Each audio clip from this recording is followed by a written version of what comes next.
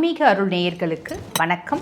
நான் டாக்டர் தீபா அருளாளன். இன்றைக்கி நம்ம என்ன டாபிக் பற்றி டிஸ்கஸ் பண்ண போகிறோம் அப்படின்னா மே மாத ராசி பலன்கள் தாங்க பார்க்க போகிறோம். இந்த மே மாத ராசி பலன்கள் பார்க்கறதுக்கு முன்னாடி கிரக நிலவரம் என்ன, கிரக பயிற்சி என்ன அப்படின்றத பார்த்துக்கலாம்.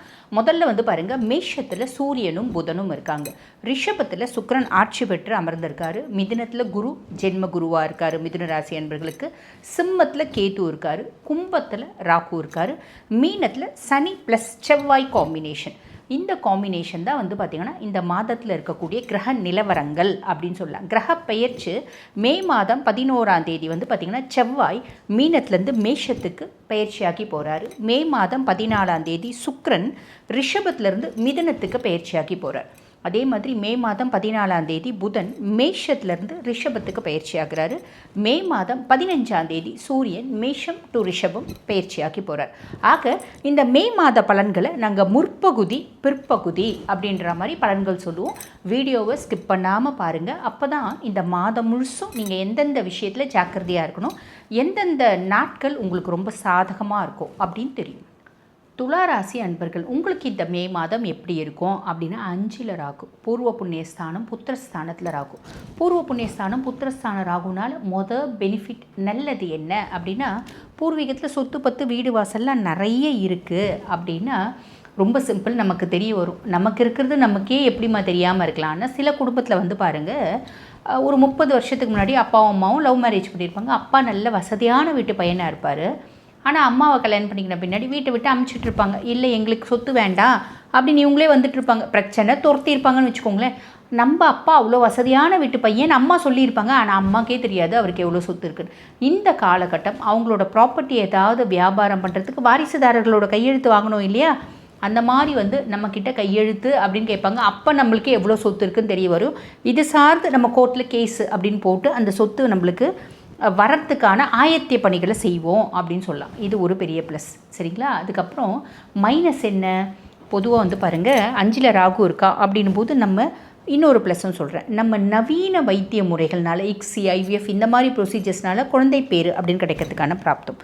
மைனஸ் என்ன, நான் பாருங்கள் என் பிள்ளைகிட்டே, அம்மா தங்கம் சூப்பராக இருக்கடா இந்த சோப்பு சுக்கா போட்டுக்கூட ராஜா, என் தங்கம் எவ்வளோ அழகாக இருக்குது, இது போட்டுக்கோ சாமி அப்படின்னு வச்சுக்கோங்க. அம்மா சரிம்மா நீ சொல்லிட்டியா, சோப்பு சொக்கா போட்டுக்கோன்னு அழகாக இருக்கா, வெரி குட், நான் என்ன பண்ணுறேன் பச்சை சொக்கா போட்டுக்கிறேன் அப்படின்னு பச்சை சொக்கா போட்டுன்னு போவோம். ஆக நம்ம என்ன சொன்னாலும் அதுக்கு ஆப்போசிட்டாக தான் நம்ம பிள்ளைங்க செய்யும்.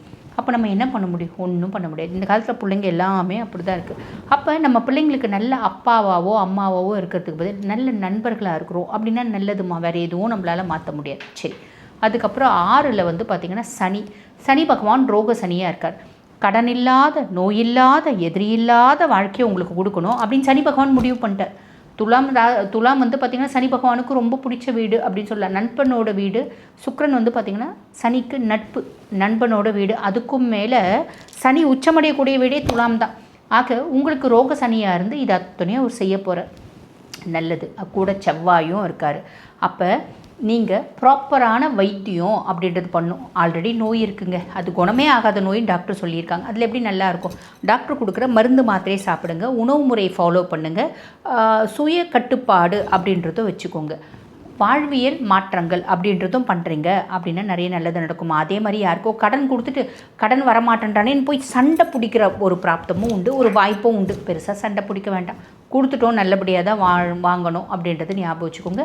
பெரிய லெவலில் கடன் கொடுக்கவும் கொடுக்காதீங்க, கடன் வாங்காதீங்க, இதில் கவனம் அப்படின்றத வச்சுக்கோங்க. 7ல் பார்த்திங்கன்னா சூரியனும் புதனும், உச்ச சூரியனோட புதன். மனைவியினோட ஆக்கப்பூர்வமான சிந்தனையினாலேயும் முயற்சியினாலேயும் நம்ம வாழ்க்கையில் ஒரு பெருத்த முன்னேற்றம் அப்படின்றது வரும். இது வரைக்கும் பார்த்திங்கன்னா எங்களுக்கு திருமணமே ஆகலை அப்படின்னா நல்ல படித்த புத்திசாலியான ஒரு பொண்ணு வாழ்க்கை துணையாக வரத்துக்கான வழியும் உண்டு, வாய்ப்பும் உண்டு. பெண்களாக இருக்கீங்க அப்படின்னா அப்படிப்பட்ட ஒரு ஆண்மகன் உங்களுக்கு வாழ்க்கை துணையாக வரத்துக்கான வழியும் வாய்ப்பும் உண்டு அப்படின்னு சொல்லலாம். ஓகேங்களா. அவங்களோட புத்திசாலித்தனத்தை நம்ம சாதகமாக பயன்படுத்திக்கிறது நல்லது.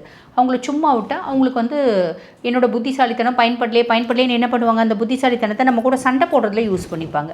அப்போ சாதகமாக பயன்படுத்திக்கோங்க. அவங்கள என்கேஜ்டாக வைக்கிறீங்கன்னா நமக்கும் நல்லது, அவங்களுக்கும் நல்லது. அதே மாதிரி 8ல் சுக்கிரன் அஷ்டமத்தில் இருக்கான். ஆனால் ரிஷப வீட்டில் ஆட்சி பெற்றிருக்கான். அப்போ ஃபஸ்ட்டு ப்ளஸ் என்ன, திடீர் முன்னேற்றம், திடீர் மாற்றம், திடீர் தனப்பிராப்தி, இதெல்லாமே இருக்கும்.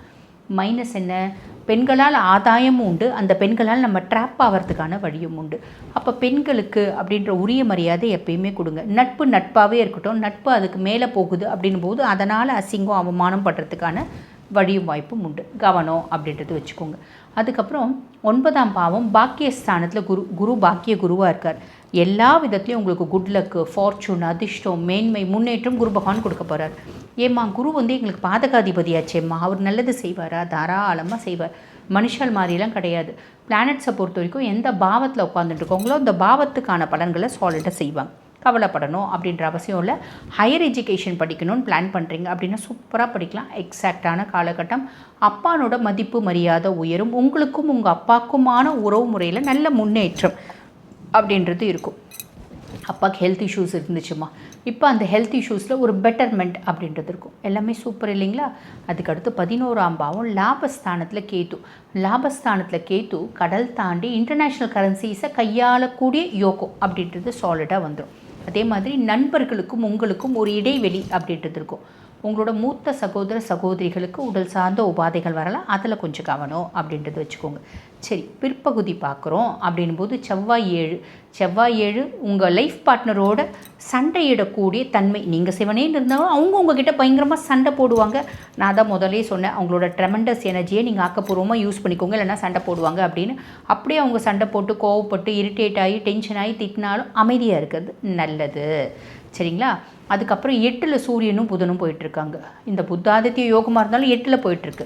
அப்போ திடீர் பார்த்திங்கன்னா அரசாங்கம் சார்ந்த அனுகூலமான பலன்கள் அப்படின்றது சாலிடாக வரும். அதே மாதிரி 8ல் சூரியனும் புதனும் போயிட்டுருக்கிறதுனால நரம்பு சார்ந்த பிரச்சனைகள், இருதயம் சார்ந்த பிரச்சனைகள், கண் சார்ந்த பிரச்சனைகள் அப்படின்றது வரும். ஓகேங்களா? நம்ம பேசுகிறதுனால கவர்மெண்ட் ஆஃபீஸர்ஸ் கிட்ட மாட்டி பிரச்சனைகள் அதுவும் வரத்துக்கான வழியும் வாய்ப்பும் உண்டு. அப்பானோட ஆரோக்கியத்தில் கவனம் அப்படின்றது தேவை. அப்பா கூட பிரச்சனை, மாமனார் கூட பிரச்சனை, தாய் மாமனோட பிரச்சனை இதெல்லாம் வரத்துக்கு வாய்ப்பு உண்டுங்க. இதெல்லாம் கவனமாக எடுத்துக்கோங்க. சரிங்களா? அதுக்கப்புறம் 9ஆம் பாவம் பாக்கியஸ்தானத்தில் சுக்கிரன். பாக்கியஸ்தானத்தில் சுக்கிரன் என்ன பண்ணுவார்? ஒரு அதிர்ஷ்டஸ்தானத்தில் அதிர்ஷ்ட கிரகம் அப்படின்னும் போது நிறைய பேருக்கு ஃபாரின் போகிறதுக்கான ஒரு ஆப்பர்ச்சுனிட்டி ஏற்படுத்தி கொடுப்பார். ஃபாரின் போயிட்டு படிக்கிறதுக்கான ஆப்பர்ச்சுனிட்டி, முக்கியமாக ஹையர் எஜுகேஷன் பண்ணுறதுக்கான ஆப்பர்ச்சுனிட்டி. ஃபாரினில் போயிட்டு நம்ம படிச்சுட்டே கூட வேலை செய்கிறதுக்கான பிராப்தம், அங்கேயே செட்டில் ஆகிறதுக்கான பிராப்தம். இந்த ஃபாரின் போகிறதுக்கான விஷயத்தை யார் செய்வாங்கன்னா வீட்டில் இருக்க பெண்கள் ரொம்ப சப்போர்ட்டிவாக இருந்து நம்மளை வெளிநாடு அனுப்புவாங்க. இந்த மாதிரி நிறைய நல்ல விஷயம் நடக்க போகுதுங்க. வீடு, ஒரு பிரம்மாண்டமான வீடு வாங்கிறதுக்கான பிராப்தம். ஏதோ ஒரு விதத்தில் பாக்கிய சுக்கிரன் ஒரு அதிர்ஷ்டத்தையும் ஒரு பிராப்தத்தையும் ஒரு சந்தோஷத்தையும் சாலிடாக ஏற்படுத்தி கொடுப்பான். திடீர் அதிர்ஷ்டம், திடீர் தனப்பிராப்தி, திடீர் யோகம், திடீர் மாற்றம் இதெல்லாம் வரத்துக்கு நிறைய வாய்ப்பு உண்டுங்க. இதெல்லாம் எப்படி இருக்குது? சூப்பராக இருக்குது. பட் இருந்தாலும் நான் சொன்ன சின்ன சின்ன விஷயத்தில் கொஞ்சம் கவனமாக இருங்க. ஓகேங்களா? சரிம்மா, நீங்கள் சொன்ன சின்ன சின்ன விஷயத்தில் நாங்கள் கவனமாக இருக்கோம். வழிபாடு அப்படின்னா நாங்கள் என்னம்மா பண்ணலாம் அப்படின்னா, ரொம்ப எளிமையாக சொல்லணும் அப்படின்னா 5ல் ராகுமா. இந்த 5ல் இருக்க ராகு தான் நமக்கு குழந்தைங்க சார்ந்து மன உளைச்சல், மனக்கவலை, குழந்தைங்க சார்ந்து எனக்கு எல்லாம் இருக்குமா, புள்ள ஒன்று படிச்சுட்டா போதும், அது சொல் பேச்சு கேட்க மாட்டேங்குது, அதை நினச்சே எனக்கு உடம்பு முடியாமல் போகுது, அதை நினச்சே எனக்கு தூக்கம் வர மாட்டேங்குது, அதனாலேயே டென்ஷன், அதனாலேயே எனக்கு பிரச்சனை அப்படின்னு தான் நிறைய பேரண்ட்ஸ் சொல்கிறாங்க. ஸோ இந்த 5ல் இருக்க ராகுவை பசிஃபை பண்ணணும் அப்படின்னா என்ன பண்ணலாம்? ரொம்ப எளிமையான வழிபாடு ஒன்று இருக்குமா. அது என்ன அப்படின்னா, வீட்டு பக்கத்தில் காளி கோயில் இருக்குது அப்படின்னா, மாதா காளி இந்த நாக்கு தொங்க போட்டுட்டு தாயார் இருப்பா பார்த்திங்களா, உக்கிர தெய்வமாக இருப்பா. அந்த தாயார்னோட கோயிலில் போயிட்டு பான்னு சொல்லுவாங்க பார்த்திங்களா, பீடா. இந்த பீடா கடைகளில் பீடா வைக்கும் பார்த்திங்களா, அந்த பீடா வாங்கிட்டு போயிட்டு தாயாரோட காலடியில் வச்சுட்டு தாயாருக்கு வச்சுட்டு கும்பிட்டுட்டு வாங்க. அந்த ராகுனோட உக்ரம் அப்படின்றது தாயாருக்கு பீடா கொடுக்கும்போதே அடங்கிடுமா. ரொம்ப எளிமையான பரிகாரம். இது செய்யுங்க போதும், நிறைய நல்லது நடக்கும். ஆக இந்த மே மாதம் சின்ன சின்ன விஷயங்களில் உங்களை கவனமாக இருக்க சொல்லியிருக்கேன்.